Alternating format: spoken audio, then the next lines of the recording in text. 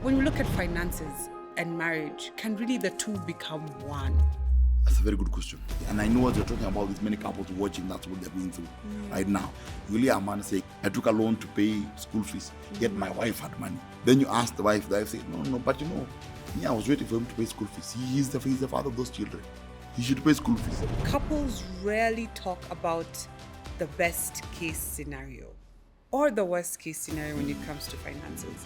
Like sitting down together and saying, okay, at this particular point, we're coming into the marriage. At that stage, I don't have a job, but my husband has a job. Now, as the marriage continues, when the wife gets a job, how are we going to split the bills if that's what we're doing? But can we debunk this myth of who takes care of what?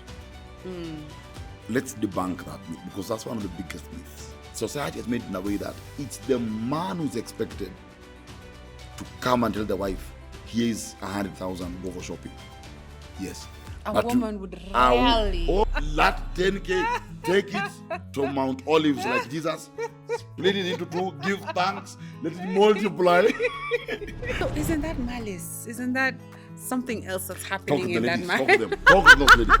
Preach to those ladies now. I think there's a very big problem there. You may have married the best father. You may have married the best mother, but you married the worst businesswoman or the worst businessman. It might not come as one package. Wow. An amazing husband, an amazing father, a thriving businessman. No.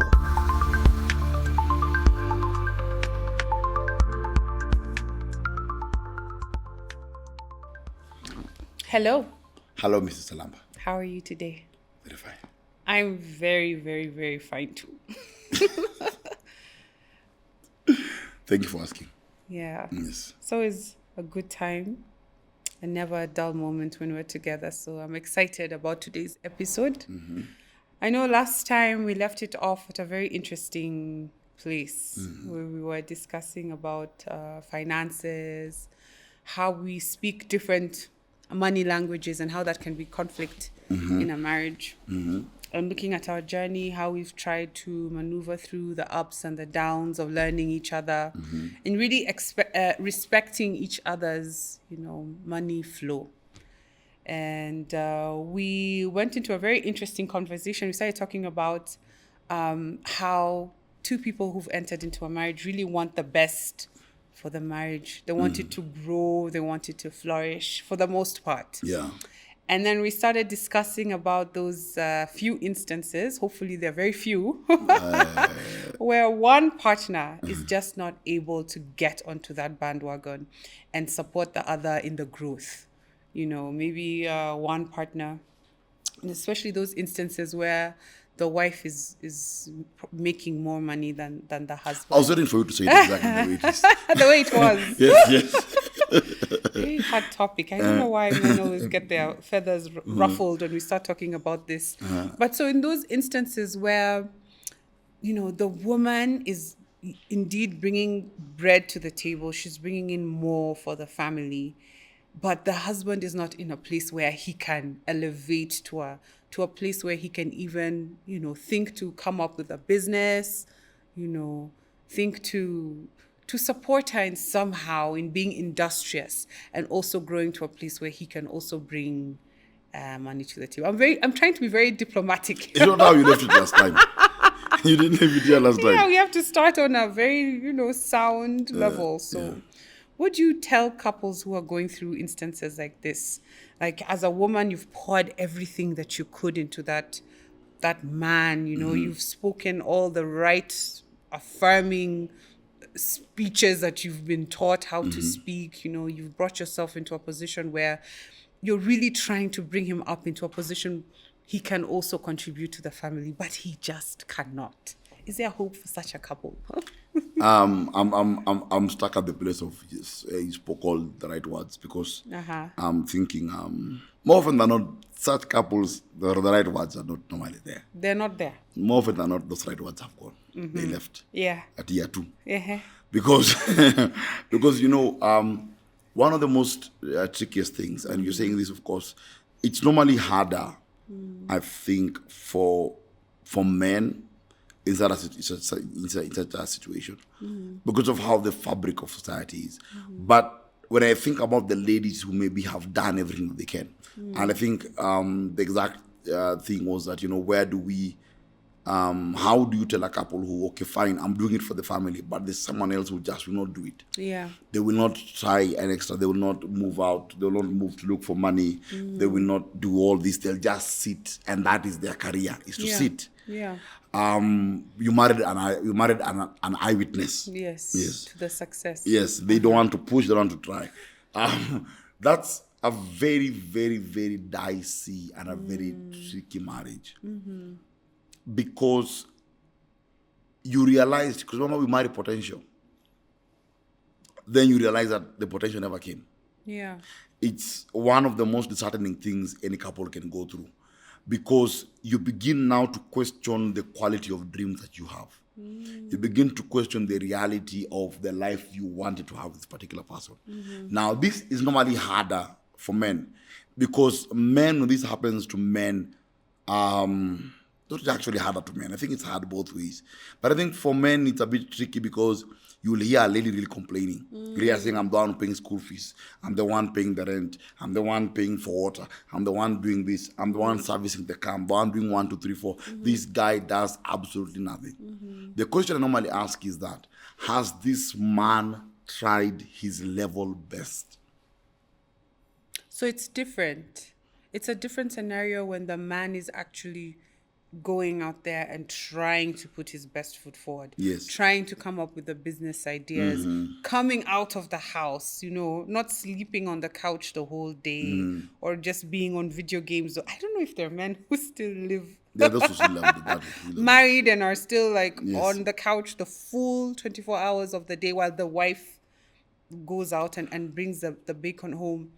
I think that it could be much harder for men, the way you were saying, like when the woman is going out there and they're not able also to go out and bring in the same at the same time. I don't think it's the same kind of burden for the woman as it is for the man. I feel like society is a bit lenient on the women. I feel like sometimes we put pressure on us. Well, it's good pressure. For me, I also want to be out there bringing in, income for the family to grow and to flourish. But I feel like sometimes society and the stigma and the pressure that is put on a man can literally break even the dreams that he's trying to, piece together. If you've been jobless for a while, for the whole marriage, the longer you are jobless, the harder it is for you to even have the confidence to step out and do something, by yourself. So there has to be a certain kind of balance and support even within the marriage. When the other partner is not working, that they should not feel the mental load, the pressure, the stigma, the disrespect, the isolation that you kind of feel when you're not bringing money into the family pot. I feel like you said, it's a very sensitive season for a couple to go through, but you can come through the other side. It just depends how aware you are and how much support you offer your partner during that season. Because I'm thinking about this, and as you're structured about society, and I think if we just become a bit more practical about finances, in marriage, we go back to finances from a streak, of course, and we're going to bring in the growth curve. I want us to look at a few dimensions here. One, you have a man who has done everything in his power. Yeah. Tried a hardware business, it failed. Tried a mobile business, it failed. Tried to open up, tried to sell water, it failed. Tried to do a cleaning business, it failed. Everything this man has touched has failed in his life. But the wife, on the other hand, has got a master stroke. She touches something, it blows. She touches this, it blows. Goes to a business, it does well.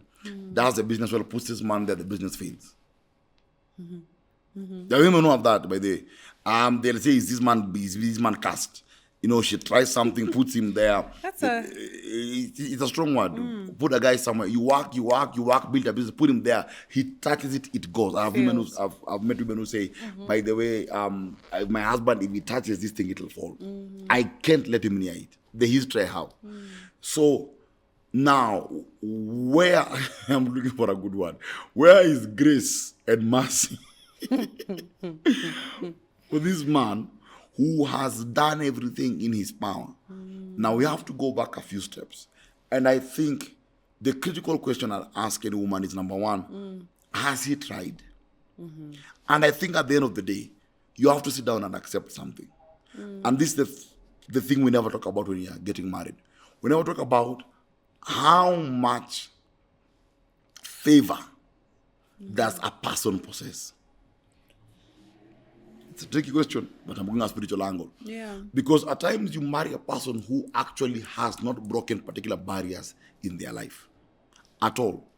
And you're putting this person in a situation whereby they are under so much pressure to break a barrier they are unable to break. But because you have different levels of favor, you find that you enter into a career as a woman, you rise quickly. You go, you are being promoted every 2 days. This guy has been unable to live where he entered. It's not because of not that he doesn't work hard. The person is hardworking. The problem is that he just did not have the same amount of favor like the other person did. Now, we have to be able to separate things.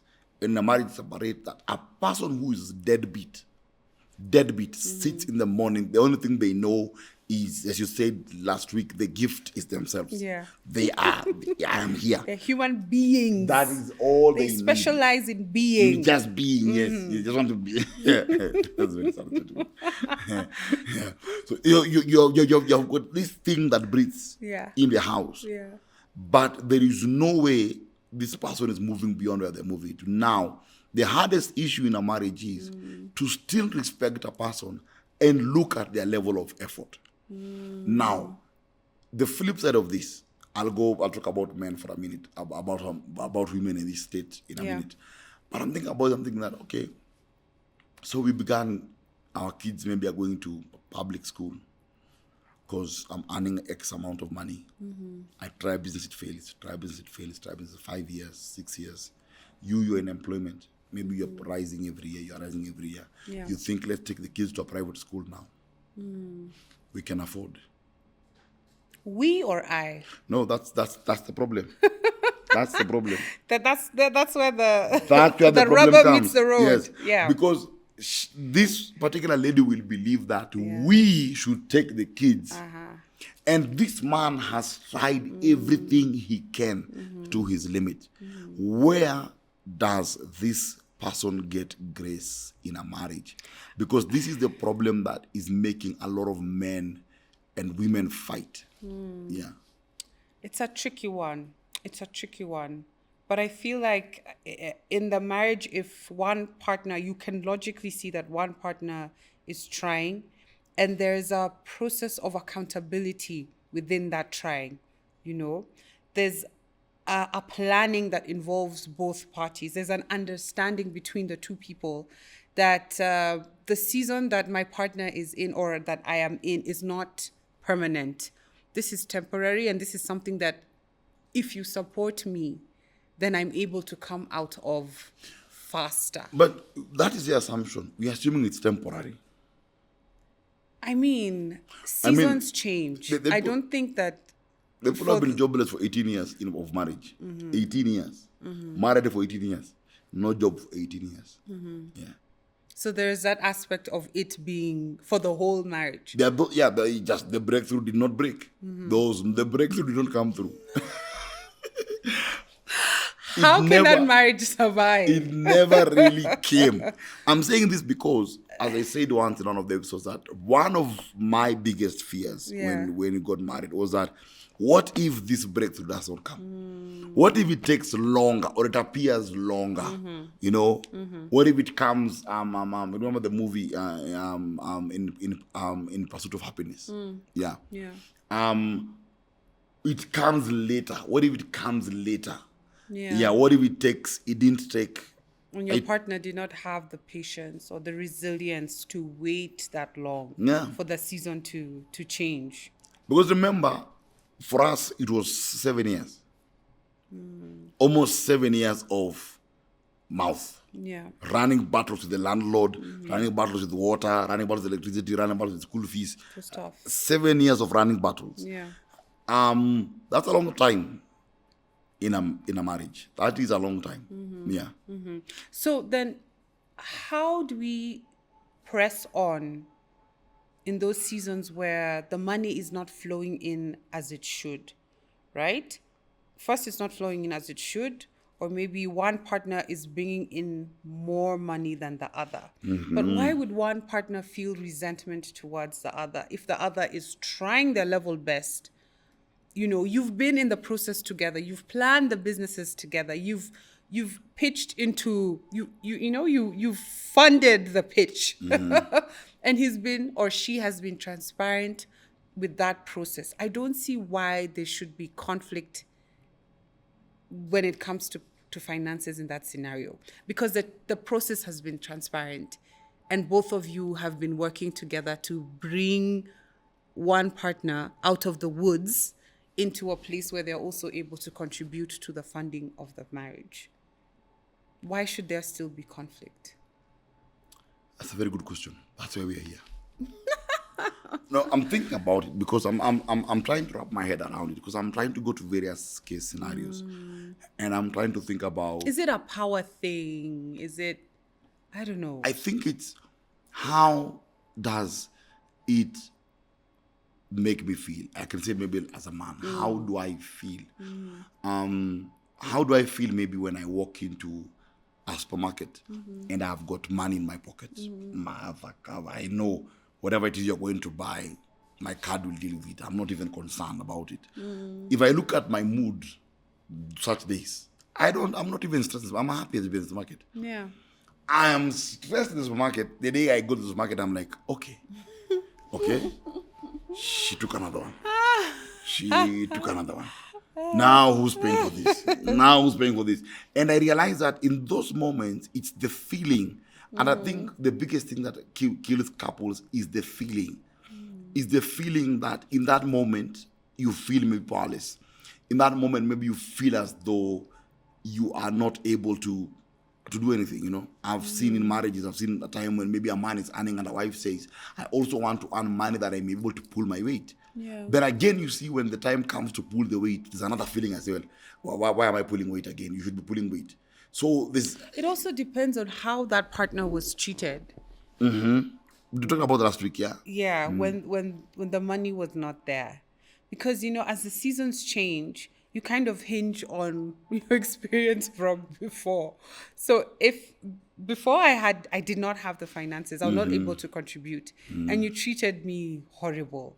And then now this partner that was treated bad finally gets their breakthrough and they're able to, you know. But we have to define horrible. Yeah. You have to define horrible in English. In what sense? In what sense? Because I remember there were a couple that came to my office, and the gentleman said something. He told me, and I heard this from a couple of men. Yeah. You will hear a man saying that, you know what, I expected, when he got married, I thought I was marrying my best friend. I knew we were companions, we are comrades, we are going to be collaborating in many matters. But there are moments when the person feels as though they are being punished for not having. You get? I know of a couple when they were traveling out of the country, they were going to Nyeri.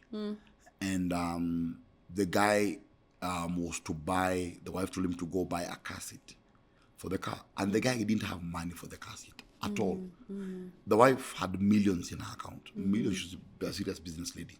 Had millions in her account. The guy had no money. So she gave him two conditions. Number one, if you're going to Nyeri, the car needs to have a car seat. Number one. Number two, you have to fuel the car. The guy goes, borrows, comes after borrowing, fuels the car. When you put money to fuel the car now, he's even thinking, I'm going up country, I need to have a bit of cash to give my folks. Yeah. She's like, we need a car seat. And she does not move until him buy the car seat. Now, Here's the thing. How does this person take it in such a moment? Now, him in his mind, he thinks that this is my wife. I mean, I'll just tell her, we need a car seat. She'll like, find out how much is a car seat. He'll put the car seat. But her, she's like, no, I'm not going to move. You see, I'm not going to do anything about it. You hear maybe someone saying, you hear a lady saying, or a man saying the kids were kicked out of school. Why? We didn't pay school fees. Why didn't we pay school fees? Because I never had money. You ask in a session, did your wife had money? She had money. At that time, she had more money than I did, but she never paid school fees. Now, you see down there? So defining horrible is an interesting conversation because she might be thinking that he is a man. You see her perspective? Yeah, her he perspective. should provide. Yeah, she's not outrightly trying to punish him. She's thinking you are a man. As a man, you should step up and pay this bill. And the guy is sitting at the point is thinking, as a man, who said, no, we are in partnership here. I mean, you just do it. Yeah, but then, that's a lot of assumptions that we're making, really, about finances, that he should pay. He's supposed to pay. And the man on the other side is thinking, she has the money, so she should pay. And then no one is really coming to the table and talking about it. It's like that elephant in the room that you do not want to bother. So when you look at finances and marriage, can really the two become one? Which one? The one with or the one with not? The one with and the one without coming together. Because I once told a couple I once told them, okay, then can we agree something then? Okay, fine. So the guy's like, I can't afford all this. Like, okay, fine. I told the lady, okay, fine then. Are you willing to downgrade your life? Yeah. Take it to the level where this man can provide. Because the level he is, this is what he can provide for. I'm not going to lower my standards. But this person has done everything they can to. The only thing they remain to do is to sell their soul. Wow. That's the only pending program they have, is they sell their soul. But as far as they have tried, they are not going to rise above that. And again, men go through phases. Yeah. When a man crosses 40, if he has not risked anything, he will never risk after 40. So if this man is going to 40 and he can't risk, and women are more risk takers in their 40s, women are more industrious in their 40s. Women take bigger risks in their 40s than men do. Yeah. So this particular man is thinking, okay, fine. I asked a couple, do we lower this? Do we lower the standard of life? Yeah. The next thing you hear is what? This man is not growing. He's holding me back. He's delaying me. He's holding me back. Now, that is the conversation that becomes a bit tricky. And I know as you're talking about this, many couples watching, that's what they're going through right now. Is where someone is thinking, okay, fine. If you do a poll right now and ask men, you'll hear a man saying, by the way, I took a loan. I took a loan to pay school fees, yet my wife had money. I took a loan to do this, yet my wife had, yet I have money. Then you ask the wife said, no, but I was waiting for him to pay school fees. He's the father of those children. He should pay school fees. Jaman anasema me they pay school fees. Me I'm going to take these kids to my Avenue Primary School. No offense to my Avenue Primary School. Yes. I said that loudly. Very important. Yeah, but I'm just saying there's no offense. But yeah, it's a public school. So what I can afford is my Avenue. And this no, my daughter cannot go to such a school. No. So she's requiring to keep the standard, yet not willing to contribute to sustain that. Yes. And she can. So isn't that malice? Isn't that something else that's happening in that marriage? Talk to them. Talk to those ladies. Preach to those ladies now. I think there's a very big problem there. Because if in the scenario that I have more coming in a season, why wouldn't I put in that extra to have the best for the children, to have the best for the home? In that case, it's not just about me and, my money and my ego and I have all this. It's just lying in the bank. It's not benefiting anyone. And these are our children. I don't see how a woman would hold back on that. Oh. Especially. We're interesting creatures. Yes. The biggest tragedy to befall men is this. I talk about men today a lot. The biggest tragedy that befell men in society is this. Is that a woman can be ungodly and biblical. Whatever she can be spiritually, all those things. Yeah. She can be. But a woman will hang on one thing. She'll say that a man should provide. And there is no biblical evidence that says a man should provide. Yeah, but there's a lot of societal evidence that says That's the problem. man should So provide. she will not We call... grow up, learning and being exposed to it, even if it's not expressly coming out. It's just something that is ingrained. Don't go on that date and have your money contributing to the bill. Do not. You sit there, you sit pretty, and he's the one who's supposed to. Wacha jamaa ajipange bila tosha vyombo. Nowadays, at least, those days when as we were dating, ukifika date na hauna pesa, there was no one to send you that M-Pesa, my friend. Yeah, you choose what to eat. You wait for her to order, then you order yours. Yeah, nowadays, you can send us people. Tea, takunywa chai. And I'll just drink tea. Which one? In fact, do you have hot water with lemon? I'll just take it up. No, I'm on a diet. The thing is that, but you see what you're saying. Just go back to that point. And as women, that is heavily ingrained. It is ingrained. It is instilled in us.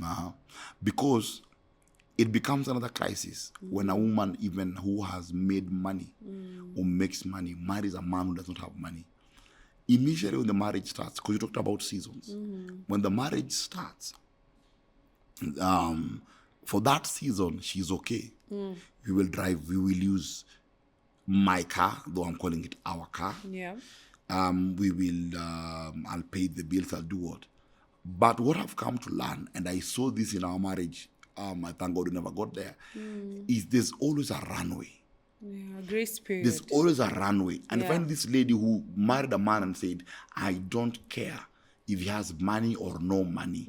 I love this man, I'll marry him. When the first child comes, Jesus Lord. Yeah, the demand. The demand changes. Now she turns her eyes. She says, no, he has to buy diapers. I'm shouldering everything. I'm carrying the burden of the family. And now it becomes a different conversation. Yet behind the scenes, a conversation took place. I think we talked about this a couple of weeks ago, me and you just privately, that you'll hear a lady saying that we are empowered today. But the empowerment has got where it starts and where it stops. So when it comes to the family and marriage and finances, there's a place it starts and a place it stops. From my experience in relationship coaching, what I've seen in marriages that have handled finances the best, I've only seen two models at work. Model one is both of them have a lot of money. Yes. That's easy. That's model one. That couple lives well. Yes, very well. This one goes, buys their Prado. That one buys their Mercedes. Bas, we have a family holiday. How much holiday? 2 million. How much do you have? I have 1 million. I have 1 million. Fine. Or I'll pay this year, you'll pay next year. Or I have no problem, I'm going to pay for all of it. That marriage works in its own way. If they fail in other structures, it's also a dangerous marriage. Because divorce is normally very close. Yeah. The second now type of couple that survives this is where the couple has looked at each other far beyond finances. There's more understanding now. Far beyond finances is, you'd hear, and I think we talked about this a couple of years ago, you'd hear a man saying that, I would rather go to a Shylock than go to my wife. Yeah, we had such statements. Yeah. Because why is it something I'd rather go to a Shylock? Okay, now I want to go ask the guy to ask me for that money. I have to pray. This one I have to. Why is money such a pain point? Why is it like a red hot wire that you have to be very careful maneuvering? Yet when it's there, even when it's not, why? I think it's what money means. I think money gives us the power to do many things, including the power to be selfish, including the power to judge. Money gives human beings power. The only question is, what power does money give you as an individual? That is what we don't ask ourselves in marriage. What power does money give me? Because money at the end of the day gives a human being power, one way or another. You'll find in a family meeting, a person does not talk in family meetings because they can't fund what they're saying. Yeah. When they can pay for it, they can fund it. Look at the families which meet us often. Are families where people are well off. The families where everyone is coming to the family meeting with a car. Those families meet every other often. Or families where people are not looking to each other for money. Yeah. Those families meet as often as possible. If maybe one person is doing well or two, the average, but on average, people have their own things they are doing. Yeah, it's a bit easier. It's a bit easier. Yeah. Families where it's one person doing well, the rest are not, don't meet. Yes. So the thing that eats a marriage financially is, what power does money give me? What power does money give you? We talked about love languages last week. I mean, money languages a bit. We didn't even touch it. But now look at it this way: that what power does money give you? Now, a power that money gives you is the same power you don't want to yield when you don't have money. You get? So we have to ask ourselves, and marriage, you never ask ourselves this. Actually, you hear a couple saying that my husband changed when he got money, or you hear a woman saying, you hear a man saying, "Oh, my wife changed when she got that job." We never looked at each other and realized, what does power does money give you? There are people money gives them the power to oppress. There are those it gives them the power to avenge. I mean, we've always talked about this in different platforms, that money really reveals the true person. Yeah. So it's not that the person changed. Of course they change. Of course you will change. As the money keeps flowing, of course. I know I've changed. Yes. My stomach changed. There are things I can't eat. Hallelujah. The appetite just switches up on you, and, beans are no longer. I don't want to be beans. Talking about dondo. Yeah, so the money comes in and the changes are also coming in. But couples rarely talk about the best case scenario or the worst case scenario when it comes to finances. Like sitting down together and saying, okay, at this particular point, we're coming into the marriage. I probably, or I don't, at that stage, I don't have a job, but my husband has a job. Now, as the marriage continues, when the wife gets a job, how is that going to affect the marriage? How are we going to split the bills, if that's what we're doing? How are we going to manage the children? What kind of schools do we want to take our children? Looking at whatever scenario there is. If it goes like this, this is how we'll do. This is how we'll support each other. If you have, this is how I will plug into you having, so that the marriage can flourish. And when you don't have, this is how I'm going to support you. I feel like couples rarely take the time to look at growth. When the money comes in, how do we manage? How do we maneuver? We just think like, oh no, we'll have a lot more money to spread across the board. But no, theoretically, yes. But practically, where is this money going? Are we sharing it? Because we can't assume. Also, when we started, I did not have the money. But when it comes, you can't assume that we'll share it. It's a conversation that couples don't have. When the money is there, how do we maneuver? When it is not, how do we maneuver? And who takes care of what? And really coming into that agreement gives a bit of flexibility and space. It's like a marriage constitution. If those good scenarios happen, you already have like something you've discussed and agreed from the very beginning. And okay, we talked about this and this is the path that we're going to take. But can we debunk this myth of who takes care of what? Let's debunk that myth, because that's one of the biggest myths about responsibilities and roles. Who takes care of what? Because we don't look at capacity and we don't look at equity. Yeah. And a marriage requires those two things. You can talk about finance in a marriage and remove equity and capacity. Equity is that I may be able to pay internet subscription. Yeah. Only. And that is my capacity. Yes. Now, in terms of equity, if I remove money to pay internet, 5,000 a month, I remain with 10,000 shillings. The bottom line is that I will not survive on 10K for the month. No. That's a fact. Yeah. Now, here's the stress number 2. Is equity means that my partner has paid the house 110,000 rent. Yes. But if they paid 110,000 shillings in rent, my partners remained with 800,000 shillings in their pockets. Yeah. Yes. Now, I've already paid the internet. In that 800, he or she, let's talk both ways of a couple, equity. So he or she buys food, buys what, pays school fees, all those things that they can do that money, it's done. Yeah. They remain with 600,000 after all is said and done at the end of the month. You who has paid the internet have remained with 10,000 bob. Now, suddenly, you are looking at a month whereby your partner is expecting you. In both ways, a man can tell a woman, I've done everything, go buy some skooma, buy some hoho, you can do something. And he's thinking, this 10K, I need airtime in this money, I need transport in this money, I am taking care of my parents with this money. How do I balance all this? So you see now, at times in marriage, when we talk about who takes care of what, I think is the biggest myth that couples need to debunk. And I'm saying this because it's good to push some boundaries. Because whenever we're looking at a marriage and the quality of life that you want, you talk about growth, the quality of life that I want, the quality of life that you want, the quality of life that couple X, couple Y have, is to look at where is equity and where is capacity. So you find that this person may pay 5,000 internet and remain with 10K. What have they done? Bottom line is that they have pushed themselves within their capacity. Or let's say they say my 5K or 7K can pay the house manager. They pay the house manager. And this is what I've done. This is my equity. I've reached here. This is my capacity. I've reached there.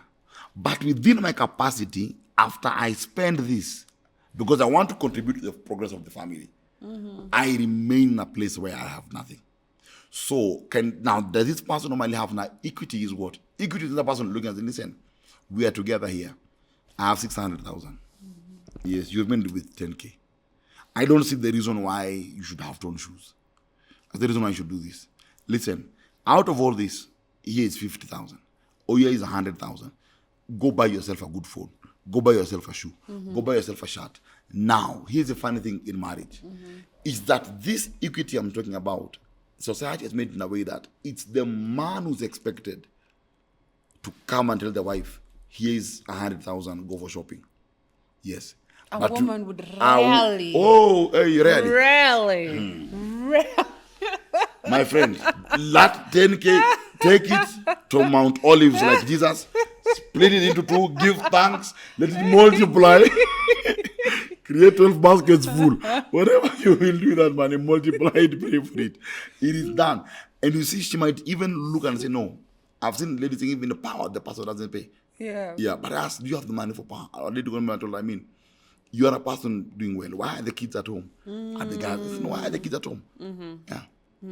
And you see now... I think there's also a level of dysfunction. I mean, if you have money in the bank and you can afford to take the children to school, why would a woman not do that? Unless there's a form of resentment towards the husband. There's something else that's brewing within the marriage that's roped in those finances, that's keeping her from contributing to even to the education of the children. So money is like an independent thing, but it's also something that's wrapped up in everything in a marriage. It's really interesting. And I find it very difficult, or I think most women find it difficult to kind of separate, whatever is happening in the marriage from the finances. It's almost as though if there's a lot of, money coming in, a lot of abundance, there's more synergy, there's more joy, there's more movement, there's more harmony. And immediately it starts to drop. It's like there's an error in the signal, and then the marriage is not really sitting on stable ground. So how can two become one, including that aspect of finances, irrespective of the man earning more, the woman earning more? Is there a place where two people can just meet at the table and really have a functioning modality, how they can use their finances? What is the best practice, if there is one? I think, to me, first thing first I go to that is know who you married. You have to know who you married. And when you know who you married, reconcile with the capacity and the potential of the person you married. Yeah. Now, you may have married the best father. You may have married the best mother, but you married the worst businesswoman or the worst businessman. It might not come as one package. Wow. An amazing husband, an amazing father, a thriving businessman. No. Know who you married. Kaa chini pole pole, kula pilipili. Drink some yogurt. Pilipili ni ya kuchemsha damu. Okay. You sit and look at them. No, let me know who I married. Yeah. Let me look at the capacity of the person that I married.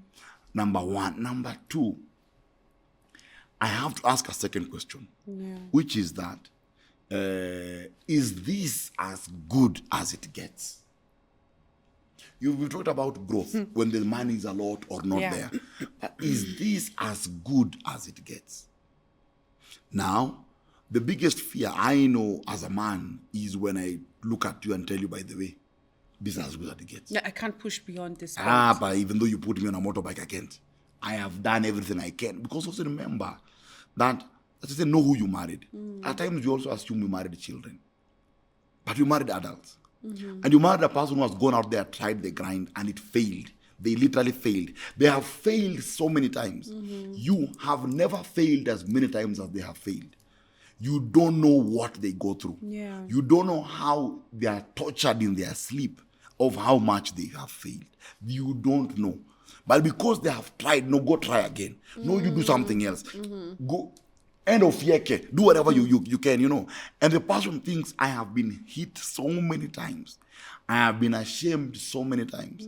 I have come home so many times telling you, this business didn't fail.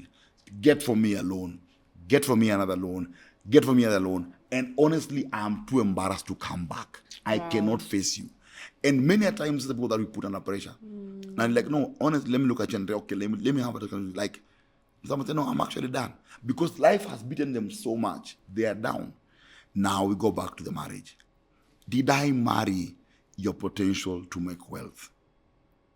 You married potential. But did you marry my potential to make wealth? The potential cuts across the whole board. Also, the potential to make wealth in the marriage is included in that equation, no? So you married my potential to make wealth? I have married a potential in all these different ways. Yeah, I knew that we're rising from glory to glory, from wealth to wealth. Yes. Yes, that is the expectation. Then the glory did not come. Not for us, but I'm saying for another couple. You see now? So it's part of the expectation that we are combining to grow. It's like the core of marriage. Yes. But I have done, you have done, I have done everything. Yeah. I'm unable to do. This is it. This is as good as it. I have tried everything. I have done business plans. I have lobbied. I have done. I just said the only thing remaining is I sell my soul. Now, this particular person, did you marry? And that's where we look at the vows. We go back to the vows and they're like, no, it doesn't reach and because the vows that come up with those vows, they're not in the Bible, but the one who come up with those vows thought about, by the way. They must have known a thing. They knew a few things. That kuna ka chance hapa. You might get married with very big plans. Like in the first year, you know, you're going to build a house. First year, none. Second year, none. Third year, none. 10 years, 18 years later. But quickly for a couple to regroup and be like, okay, fine.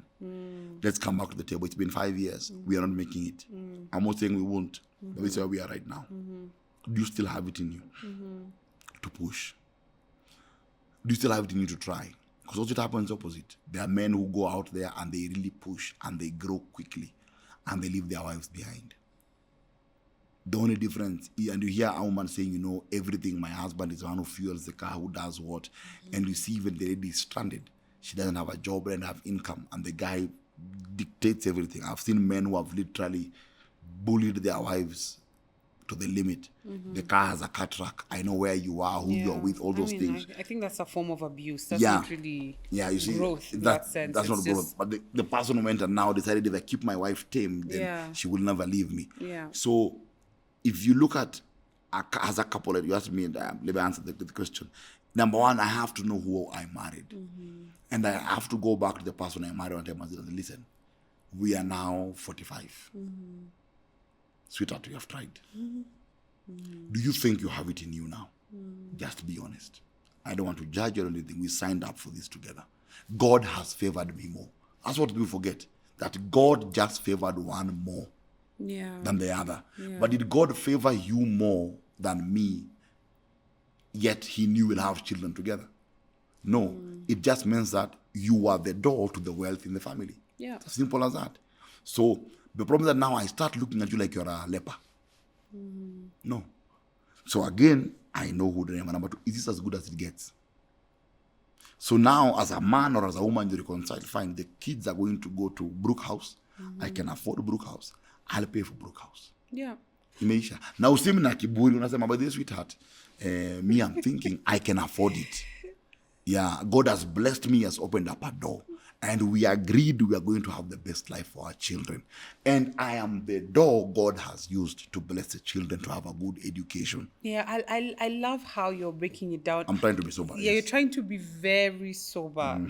But if you're in a marriage where for 5 years, one partner has not been able to, 10 years, let's even put it at your 18 years, and your partner has not even been willing, to try. And the rot that is there, after a while, it's like that situation just begins to rot in the marriage. And it becomes like just a pain, like a wound that's just been leaking and bleeding for 18 years. How can you have a sober conversation with your partner? There's resentment that's in there. There's like shame that's involved there. There's moments where, the woman was just being herself, like, oh, let's do takeout today. Dinner's on me. And she said it out loud and the children, there's so many things that at times come heavy. Yeah, there's so many scars that are involved when one partner is not able to bring money to the table. How can we begin to heal those scars so that we're able to have a candid conversation where even whatever I'm saying, just, out of love, I want us to go on holiday. It brings an issue in the marriage because the other partner feels like I have not been able to contribute. And then we go back again, right, about capacity and equity. The most painful thing in marriage is those two things about money. Is capacity and equity. Those two things sting like a bee. There's a bee sting that hard. Your wasp. Yeah. Okay, wasp is worse. But yeah. Scorpion. Yeah, it hurts because its capacity is basically saying that, well, God was blessing you and you had this big breakthrough in your life. You are thinking of me. That's what it is. And so you'd hear someone saying that.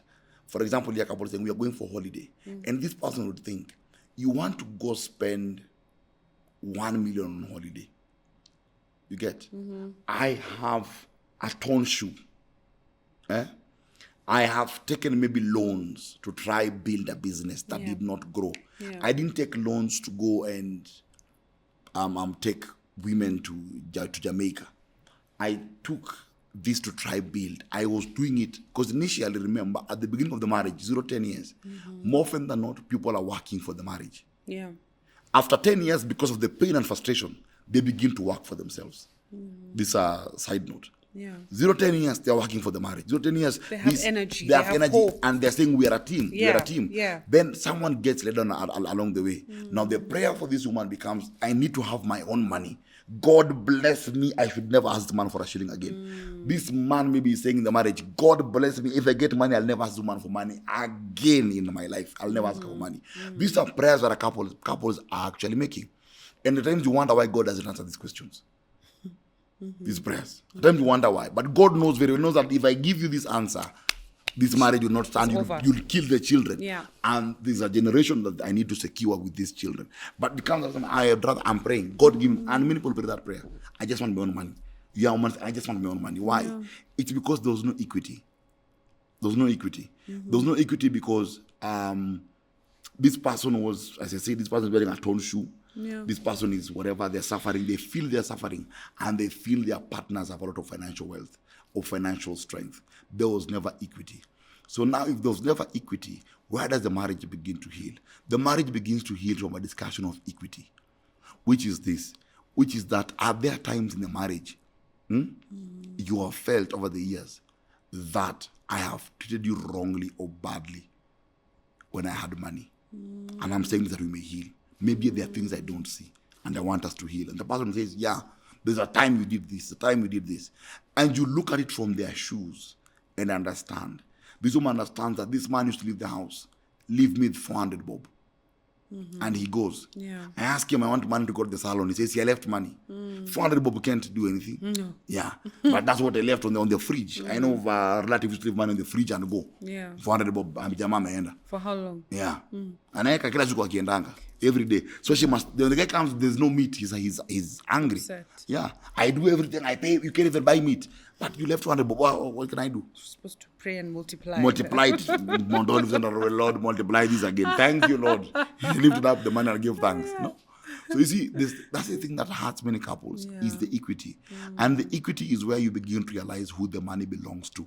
When you ask can the two become one with money, it's in the equity that we know who the money belongs to.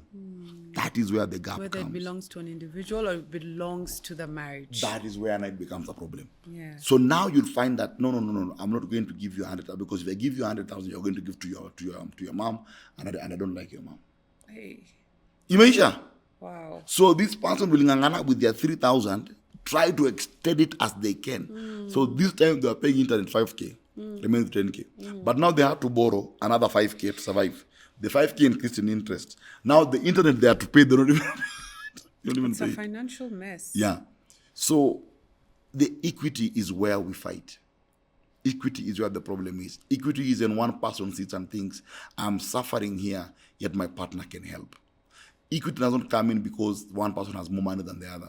Equity comes when someone feels, I'm suffering and my spouse is seeing me suffer and they don't want to help. That is where equity becomes a But problem. who comes up with the conversation? Who brings it up? Is it the one who is making more money at that moment, or the one who is not? The one who's making more should come to the table.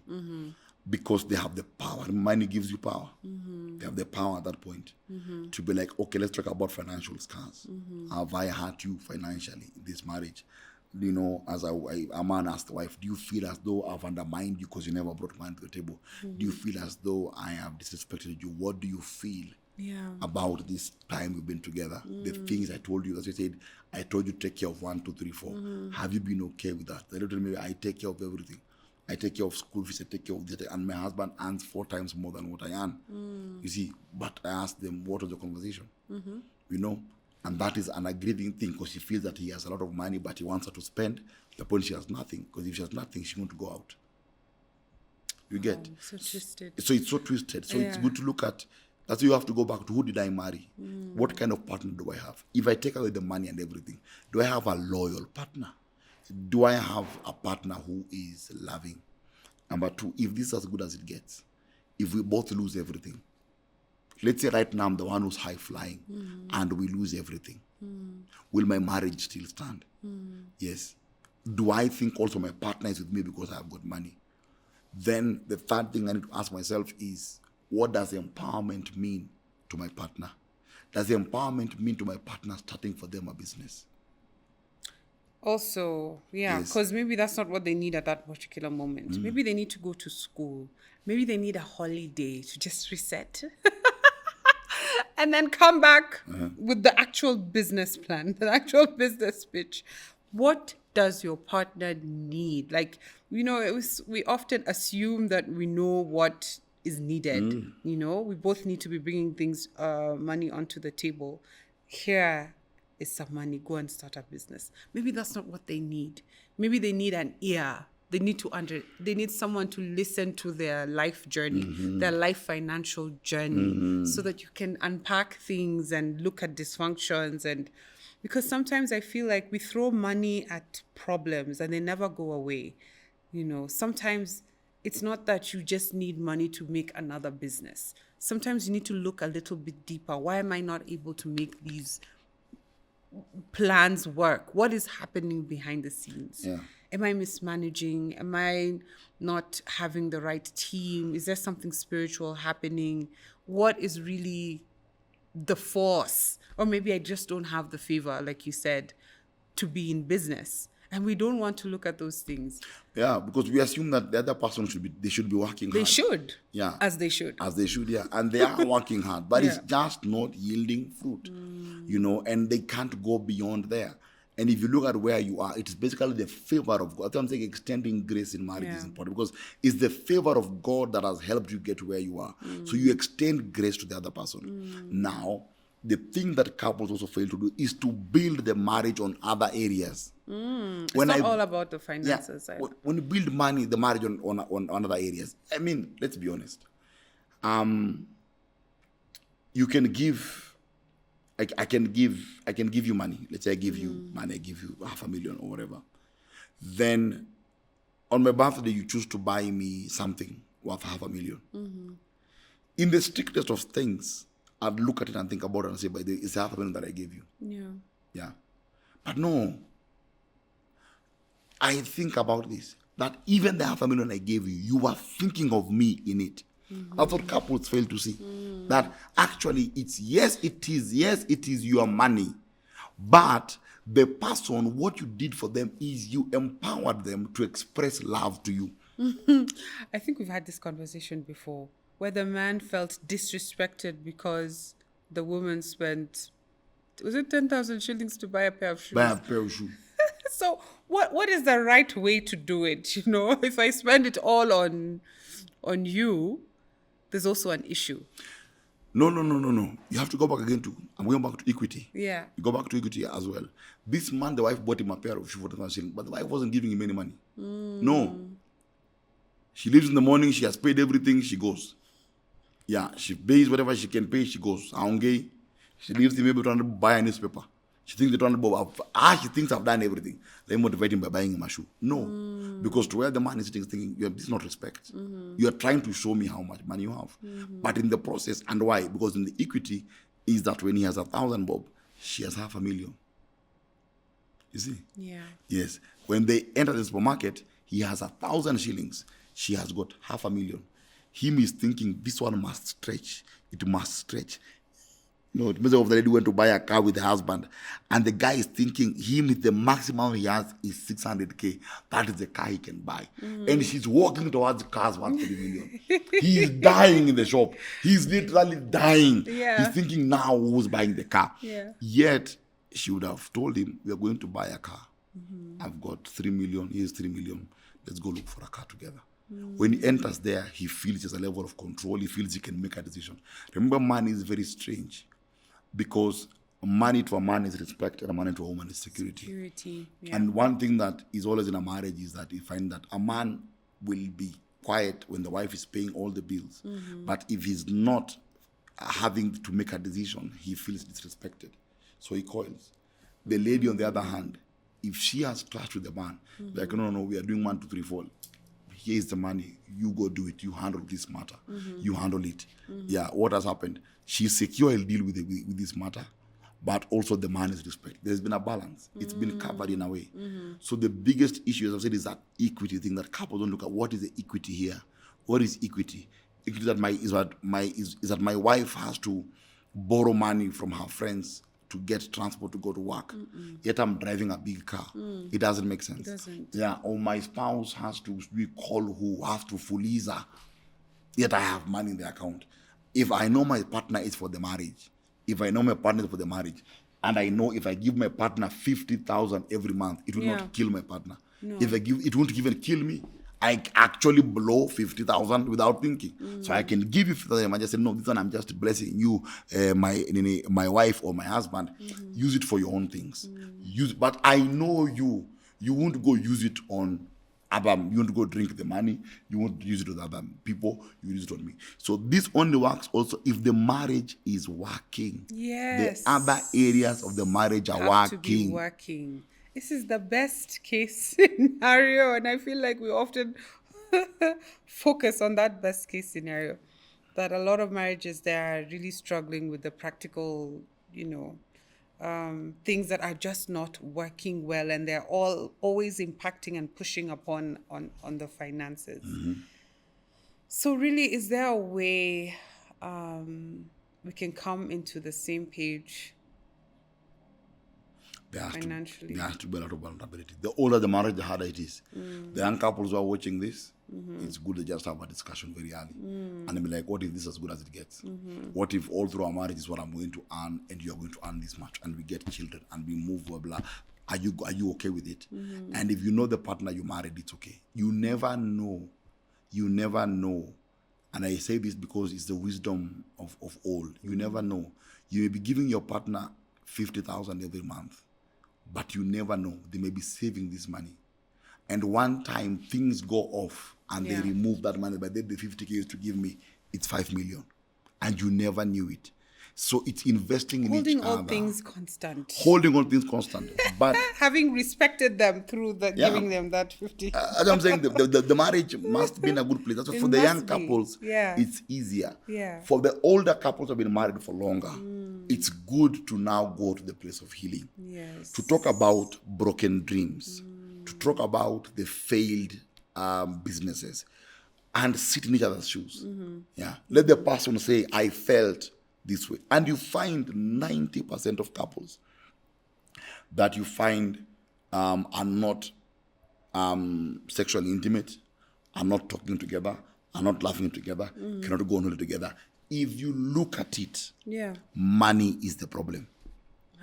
Money is 90%. If they just sat and said, okay, let's just discuss.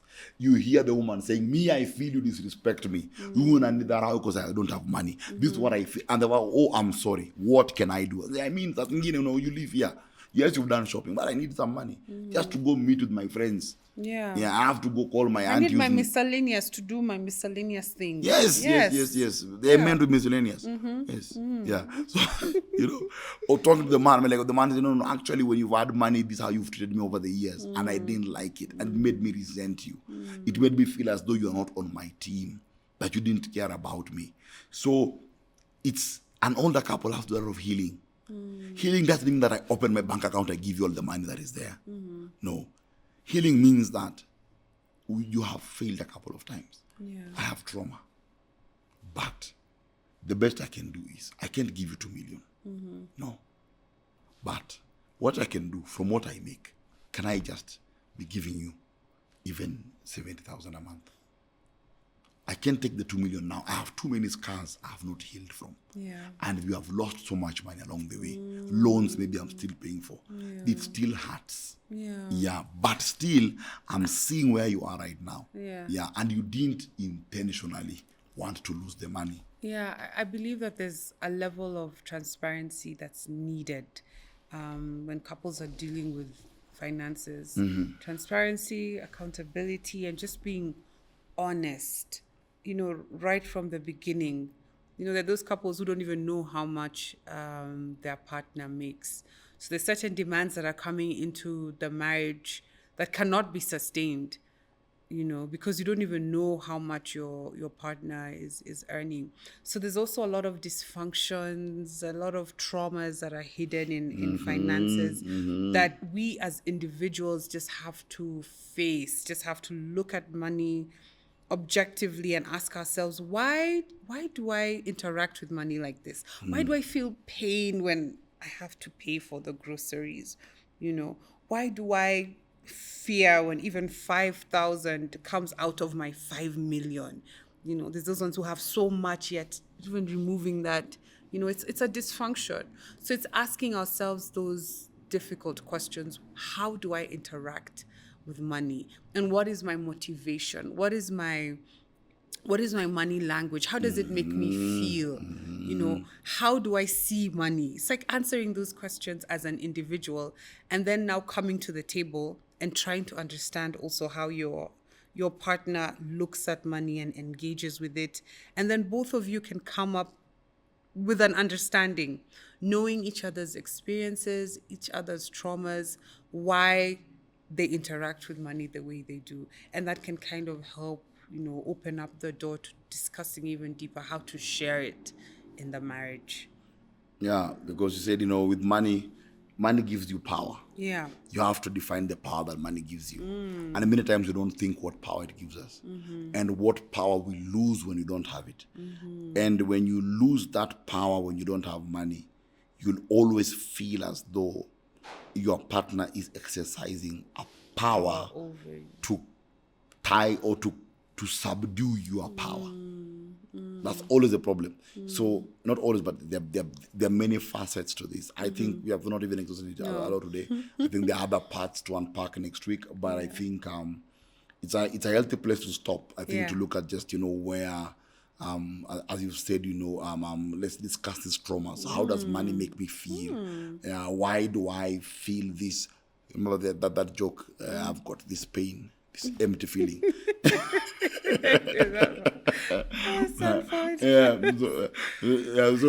So why do I feel this pain and empty feeling in my wallet? After I've just swiped, I'm like, oh boy, it becomes a long, because at times that way. At times you find that those things happen. I know there are times when in our marriage, at times when we've gone to the supermarket or gone somewhere for shopping and maybe I spend and I remain with and I just get stressed because in that moment it's the reality that okay, now I don't have enough. Now what happens? Quickly it begins to process.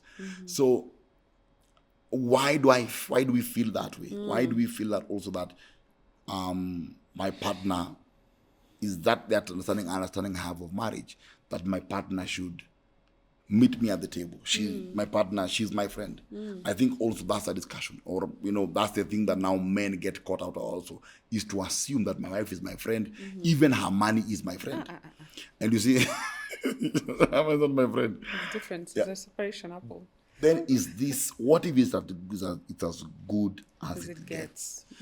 If it doesn't change, I'm in a stage in my life, well, it just can't get better. This is as good. Can we leave? Can we still play cards in the evening? Can we still go for walks? Can we still go and have coffee and say, fine, let's have coffee?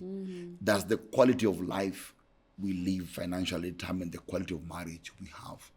It's a very strong question to ask at the end. A very strong question. Yeah. It's a very strong question. I think we should leave it there as we ponder. Yeah. So thank you so much for joining us today. Please remember to like, subscribe, leave your comments, and share this with your family. It's really helping us, and it's sure going to help others outside there. Yes. Thank you so much for joining us. Be truly blessed. I am Victor Salamba. And I am Hayes Salamba. This was Marriage Kindergarten, the ABCs of making it work. See you next time. See you.